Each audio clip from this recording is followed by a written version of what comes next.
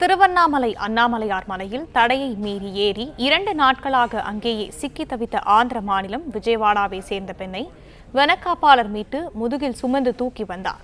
இதை பற்றின மேலும் விவரங்களை எமது செய்தியாளர் பாண்டியனிடம் கேட்கலாம். பாண்டியன், வணக்கம். விவரங்கள் என்ன பகிரலாம்? வணக்கம்.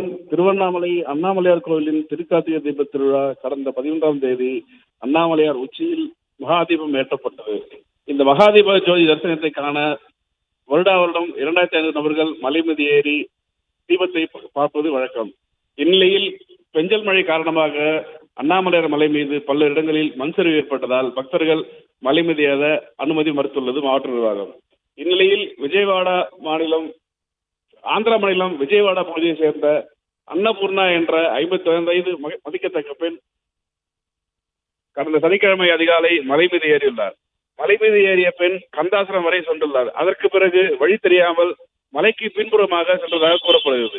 இந்நிலையில் இவர் காணவில்லை என இவரது உறவினர்கள் காவல் நிலையத்தில் புகார் அளித்தனர். காவல்துறையினரும் வனத்துறையினரும் கடந்த 2 நாட்களாக தேடி நேற்று இரவு அந்த பெண்ணை கண்டறிந்தனர்.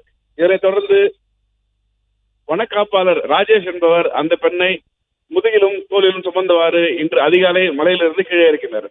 பொதுமக்கள் மற்றும் பக்தர்கள் மலையேற தலையிருந்த போதிலும் அனுமதியின்றி மலை ஏறிய பக்தர்களால் பெரும் சம்பவங்கள் நிகழ்ந்து வருகிறது.